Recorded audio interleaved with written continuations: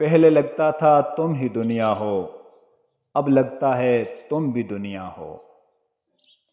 کسی کو بھی دوسری دفعہ آپ کا وقت ضائع کرنے مت دیں۔ سچ کو دلیلوں کی ضرورت نہیں ہوتی، جو لوگ حق پر ہوتے ہیں وہ بے جا صفائیاں پیش نہیں کرتے۔ ڈوبنا ہی پڑتا ہے ابھرنے سے پہلے، غروب ہونے کا مطلب زوال نہیں ہوتا۔ اس دن آپ کی سب پریشانیاں ختم ہو جائیں گی، جس دن آپ کو یقین ہو جائے گا کہ ہر کام اللہ تعالیٰ کی طرف سے ہوتا ہے۔ ساری بات طلب کی ہے، چاہت کی ہے، لگن کی ہے، پھر پتھروں سے چشمے بھی پھوٹتے ہیں اور راستے بھی بنتے ہیں۔ آپ اپنی زندگی سے بھلے خوش نہ ہوں، پر کچھ لوگ ایسے بھی ہیں جو آپ جیسی زندگی جینے کے لیے ترستے ہیں۔ نفسیاتی مسائل کے حل کے لیے ہمیشہ دوا کی نہیں بلکہ اپنائیت، ہمدردی اور کسی کو اپنے ہونے کا احساس دلانے کی ضرورت بھی ہوتی ہے۔ تصویر اور تصور ہمیشہ حسین ہوتے ہیں۔ بالآخر تھک ہار کے تسلیم ہم نے کیا، اپنے رب سے عشق سچا ہے، باقی سب افسانے ہیں۔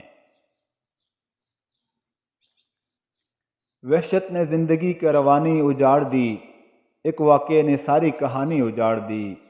کم سن بدن پہ بوجھ ہے بوڑھے دماغ کا، سنجیدگی نے میری جوانی اجاڑ دی۔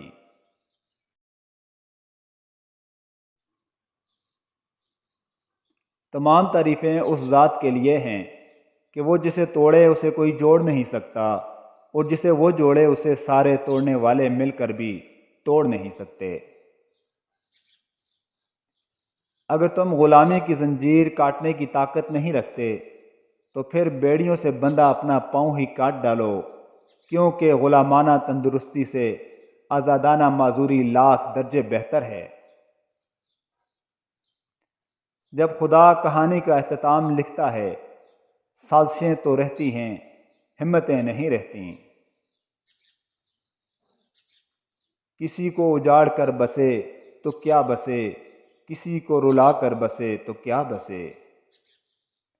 جب اللہ کسی سے ناراض ہوتا ہے تو اسے ایسی چیز کی طلب میں لگا دیتا ہے جو اس کی قسمت میں نہیں ہوتی۔ کسی بیوقوف کے ساتھ بحث مت کیجیے، وہ آپ کو مٹی اور گارے میں گھسیٹ لے جائے گا۔ اس کو لت پت ہونے کا مزہ آ رہا ہوگا اور آپ خام خواہ خوار ہو رہے ہوں گے۔ کسی بڑے آدمی کے ساتھ تصویر بنا کر اس سے اپنا تعلق ظاہر کر کے خوش ہونا بھی ذہنی غلامی کی ایک قسم ہے جو کہ آج کل عام ہے۔ اللہ کے بندے کا حق کھانا اور پھر اللہ کے گھر میں جا کر الحمدللہ رب العالمین کہنا منافقت کا بلند ترین درجہ ہے۔ زندگی سے شکوہ نہیں کہ اس نے غم کا عادی بنا دیا، گلہ تو ان سے ہے جنہوں نے روشنی کی امید دکھا کر دیا بجھا دیا۔ جب کسی ضرورت مند کی ضرورت پوری کرو تو فخر نہیں شکر کرو کہ رب نے اس قابل بنایا کہ اس کی عطا کو اسی کی مخلوق میں تقسیم کر رہے ہو۔ ضروری نہیں جو جواب دیتے ہیں وہ توجہ بھی دیتے ہوں۔ کچھ لوگوں کو پچھتاوا بھی نہیں ہوتا، ہم سوچتے رہتے ہیں کہ شاید کسی وقت انہیں احساس ہوگا اپنی زیادتی کا، اپنے رویے کا، کبھی تو اپنی بے وفائی پر ضمیر ملامت کرے گا۔